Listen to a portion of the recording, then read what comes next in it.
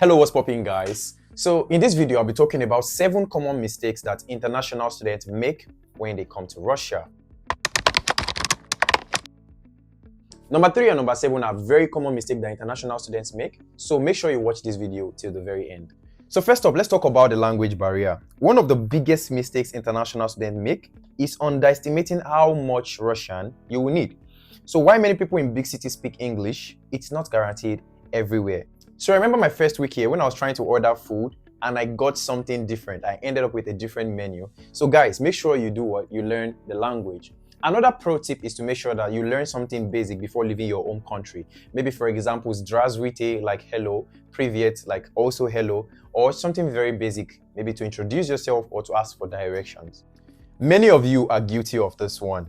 Well, the truth is that in Russia, attendance is taken very seriously. In fact, if you ask your friends who studies here, they will tell you that 50 to 70% of the scores are always based on the attendance.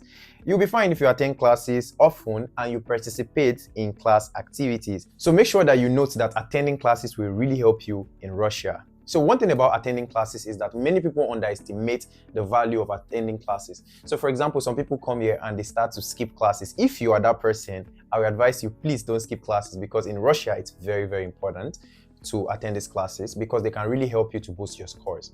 Not asking for help when you need it can be detrimental. Whether it's academic support or personal issues, there are resources available for you. Don't hesitate to reach out. So when I got to Russia, I wanted to do medicine after the language program. So what I did was I reached out to somebody who could help me. I got on the call with the person and the person took me through all the process and the steps that I needed. If I had not reached out to this person, of course, I might have still gotten to medical school, but it might have actually been really, really hard for me.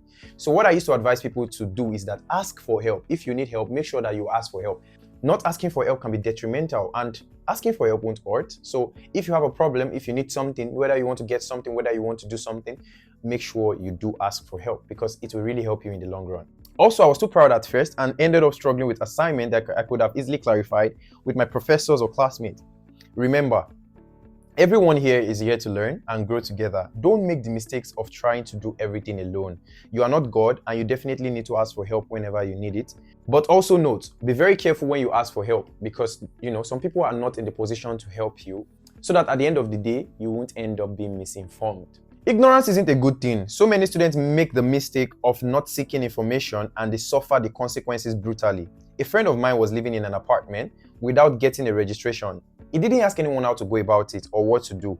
One day he was walking on the street and the police stopped him to check his documents. He was deported because he didn't have a registration.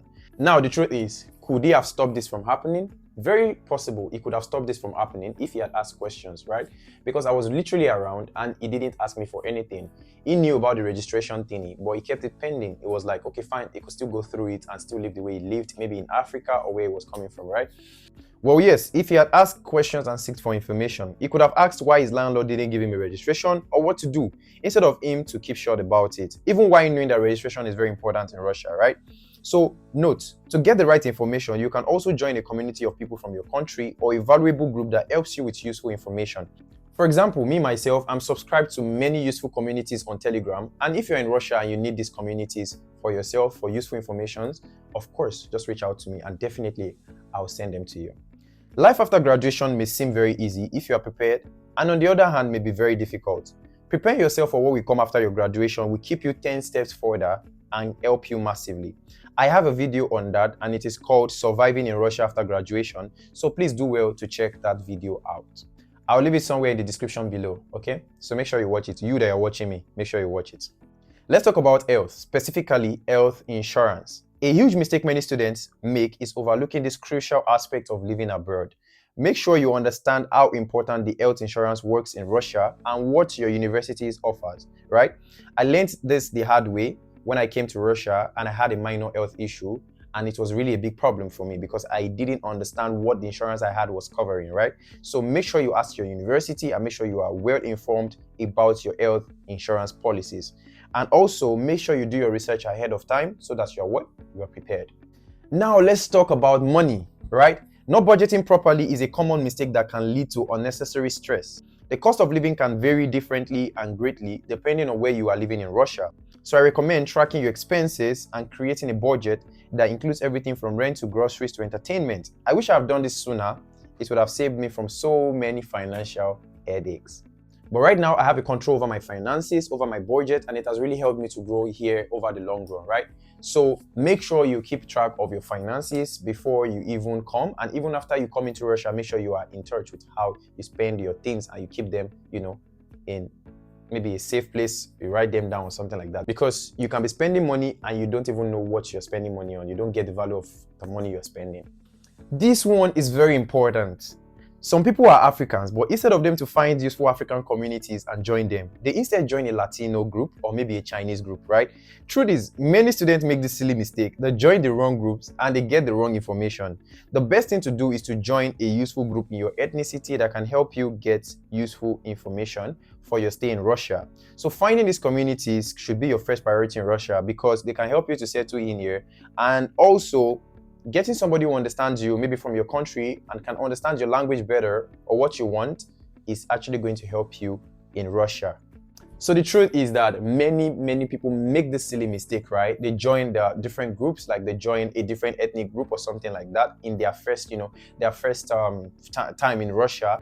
And it really affects them from getting good and useful information for their growth, for their development in Russia. So if you are actually somebody like that, you're already in Russia and you are joining a different group, and this is your first time, I would advise you leave that group or go and join a very good group that can actually help you easily to settle in. So for example, if you are from South Africa, for example, you're an African person, like you speak Afrikaans, then you can join maybe the Afrikaans tribe. I don't know if there's a tribe like that, maybe the Zulu tribe and all of that. If you are Nigerian, then there's the Yoruba, there's the Igbo and all of that, right?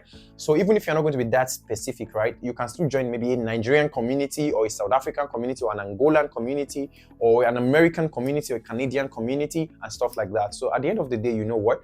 You've joined a community that can help you to get better and useful information for your ethnic group, right? Because most of the problems you have, somebody from your community may already have them and have gone through them and can easily solve that for you. So make sure you keep this or that in mind. Thank you very much for listening to the end of this video. Those are the 7 most common mistakes that many people, in fact, you that you're watching me, you've made this mistake before, right? I made the mistake. You that you're coming to Russia, you may make the same mistake if you're not actually careful. But I have made this video so that these mistakes, they are very common. When I say common, I mean something that happens very often here, and it's very common, like it happens normally here. And I don't want you to fall into the same trap. So you know what? I've given you information that is very useful to you, right? So do what? Make sure you subscribe so that you can get other useful information like this. Share this video to your friends that are in Russia or maybe other part of the world so that they can be able to benefit from this. Thank you very much, guys, for watching this video. As usual, das vidania, guys.